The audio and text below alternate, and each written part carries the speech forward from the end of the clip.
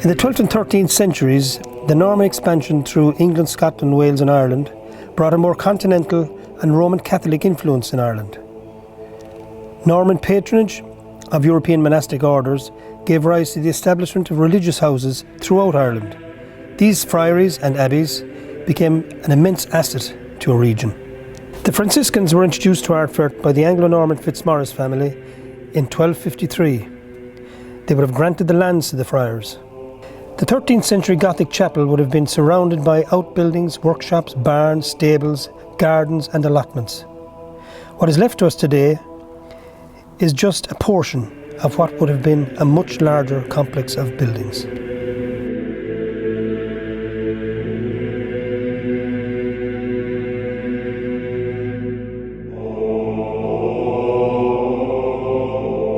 So now we're looking at the tower here at Ardfert Friary. The tower is a tower house. It's a very well appointed building. It's got quite a number of guard robes or medieval toilets. It's got a very fine internal staircase system. It's got levels of chambers and rooms like you would expect in a tower house castle. And it would have been very well built. It's a very well appointed building with some very fine stonework, particularly in the keystones and the corners.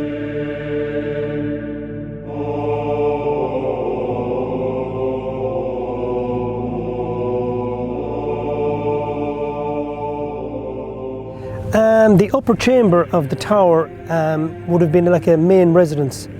And what's unusual is that on the outside of one of the windows are carvings, which we discovered a number of years ago, which we believe had never been seen before.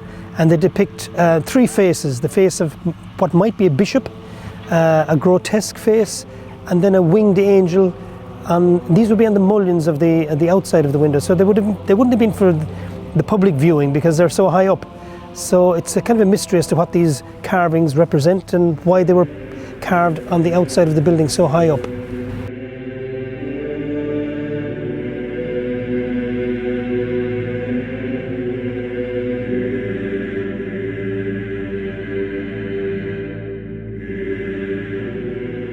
This is a simple sort of hallway or entrance room, but with these magnificent corbels just at first floor level and remains of the sockets where the floor timbers would have been.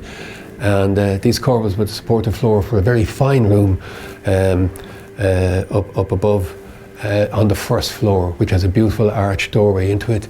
It has a vaulted ceiling and has a window seat looking south.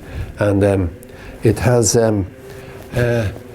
the remains of the vault the vault is very much intact, and the wicker centering that would have been put in place in order to build the vault, wicker centering, basically a wicker structure in the shape of the vault with plaster, which would have been plastered, but over which the vault would have been constructed.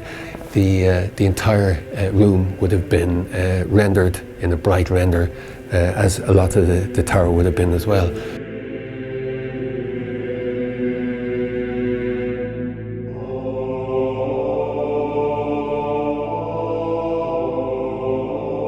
And the stairs here is very well preserved as well, and the steps going up, beautifully carved, cut limestone again. Some of the steps are very narrow, especially as you go towards the top, and typical of tower houses and castles of the medieval period, the steps rotate to the top, going in the right-hand direction. And that is a defensive feature of these buildings, because it's easy to defend from above if you're being attacked from below, because your right hand is free and most people would be right-handed. And so the only advantage for anyone attacking this castle would be if our tower or a castle of the period would be if they were left-handed, they would be able to wield their sword as they go up the stairs. But normally this was a defensive feature of these towers, which is why at a later period a lot of these towers were turned into defensive structures, some into barracks during the Elizabethan and later wars.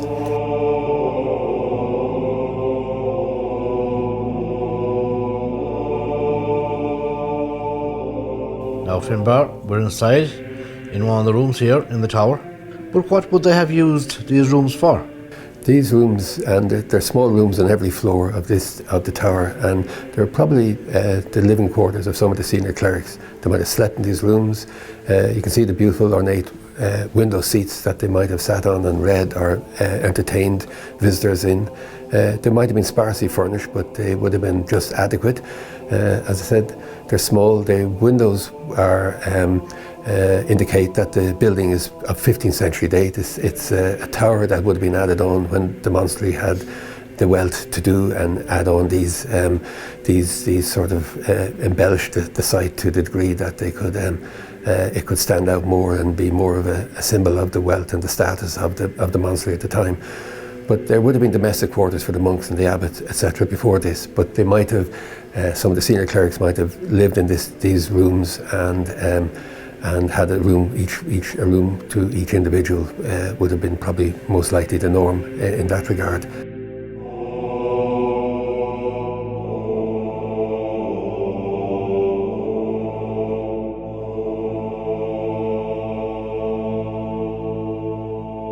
We're up here on top of the tower, looking down at the 13th century church. So what type of building would it have been? It would have been an open plan building by and large, possibly raised at the east end for an altar. No furniture of any, apart from probably the seating under the choir for the choir stalls, but otherwise it would have been large and simple. The walls would have been rendered, possibly painted as well with depictions of scenes from the New Testament or depictions of venerated saints, etc. And all that render now is gone. So it might have been it might have been very bright inside with a bright render on the inside and the outside. So ultimately then, as the monastery grew in wealth and status, as it was patronised, endowed with land and with wealth, and became a repository for probably for holding the wealth of the local Fitzmaurice nobility, it would have expanded, and would have more with expansion and with greater wealth they were able to add to it. So in the 15th century they added the magnificent cloister, part of which still remains, and which we can look down on here, which would have been for the monks to again to contemplate and say their daily office as they walked around the cloister. And central to that would have been a beautifully tended garden, which would have been watered from, they had a stone roof on the cloister, and they pitched it in such a way that the rainwater would run off into the garden and thereby keep it well watered. And because it was on the north side as well, it would have needed light, but it would have got the light coming in on the east and west at different times of day, but it was largely a place for contemplation. And then again in the 15th century, with again the growth and wealth in the monastery, they were able to add a south transept, which would have been for private chapel, if you like, or for smaller occasions when the abbot or some visiting clerics could say mass. And it would have been a place where visitors came. They would have had a dormitory, they would have had a refectory, there would have been quarters for visitors who would have come to stay here and retreat to this monastery. And also they would have had the holdings for the dwellings for the lay workers in the vicinity.